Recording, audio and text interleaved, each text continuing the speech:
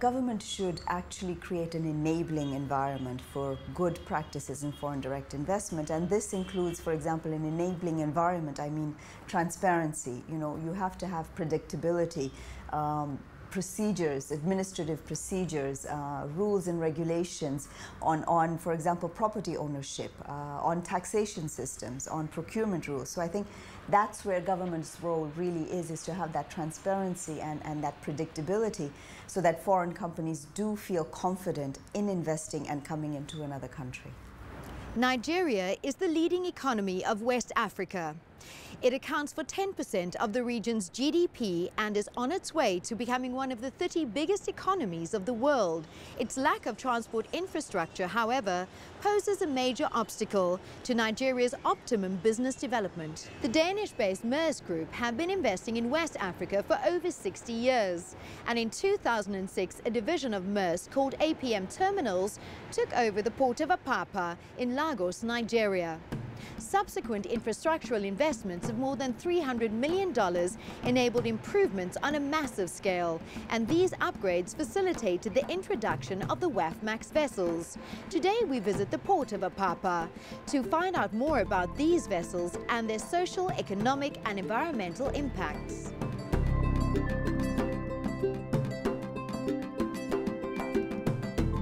WAFMAX vessels are especially suited for Lagos and West Africa in general, because the ports typically suffer from lower draft or depth of water than ports that you might see in Asia or in the US or Europe, for example.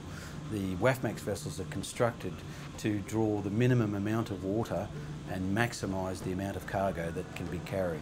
As the leading container carrier in Africa, since the early 80s, Maersk Line has witnessed a significant growth in trade between Africa and the Orient. And today, around 50% of all goods arriving at Apapa originate from the Far East. As such, Maersk have ordered 22 WAFMAX vessels at a total cost of $2.1 billion to accommodate 2 weekly services, one into Nigeria and another into Ghana.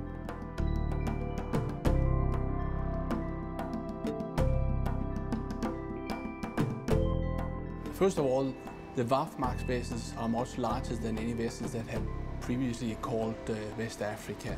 They can carry 4,500 containers, whereas prior to 2011, the largest vessels that came here could only carry 2,500 containers. So when you have larger vessels, you're able to deploy more cranes to work at the same time. That in turn increases the productivity, it improves the vessel turnaround time, and once you have no congestion, you are able to offer on-time delivery with a certain level of certainty. The difficulty in running a shipping service is not so much to sail the vessels from one port to another port. The key is actually to secure berths on arrival. Once you can do that, then you can offer a fixed service. When you have that, then the importers can adjust and optimize their supply chain around that. In the past, most of our importers have been carrying buffer stocks of up to 2 months because of unreliability, not so much in terms of when the vessel will arrive, but in terms of when it will actually berth. Unlike other ships carrying such large volumes, the WAFMAX vessels are significantly more self-sufficient. They are equipped with cranes designed to load and discharge in any West African terminal, and are also fixed with bow and stern thrusters, which allow them to berth without relying on local tugs, which are often unavailable. The WAFMAX vessels is but one small piece in a larger puzzle. There's a lot of things that have to come together in order to truly optimize the supply chain and for Nigeria to realize its full potential. The WAFMAX vessels will ensure that it becomes more economically viable to transport goods to and from Nigeria.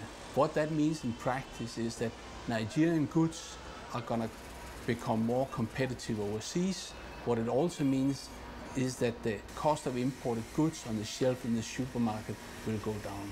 We have had independent economists in Copenhagen estimate and quantify the value in net incremental trade to Nigeria from the WAFMAX vessels and it's been quantified $760 million in 2013. On a global level, container shipping is the most environmentally friendly way of transporting goods, but these logistics still have a significant carbon footprint. In addition, sulfur dioxide emissions contained in shipping fuel exhausts pollute clean air and impact on the health of the people who live in cities around the ports. The reduced turnaround time of WAFMAX vessels have enabled a 20% decrease in sulfur dioxide emissions per container. Further, the CO2 footprint of these vessels is 30% less than the industry average.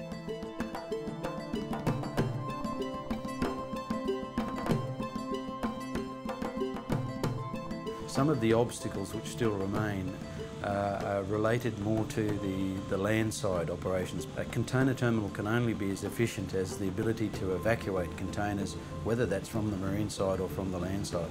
At the moment, the condition of the roads, the infrastructure generally, and the availability of sufficient trucks and warehousing solutions for importers are not where they need to be. And that means that unfortunately many containers dwell or stay for quite a long time in the port.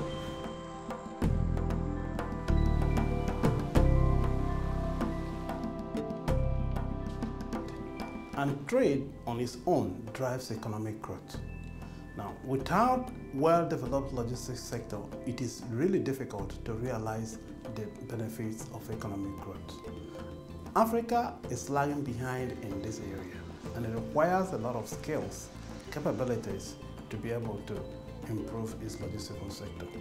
We believe very strongly that the supply chain of today will be more beneficial to the country if we improve our collaboration, develop our infrastructure, our facilities, and be in a position to actually take part in global supply chain of other products that find their way into the country.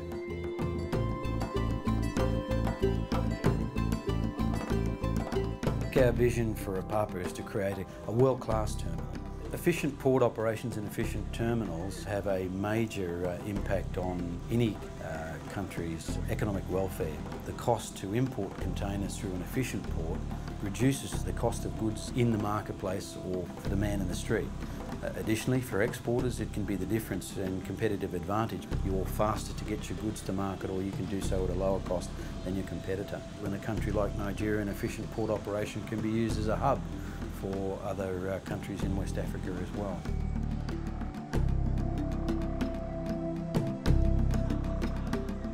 I think it's fair to say that international trade depends on two things: competitive ports and an efficient supply chain.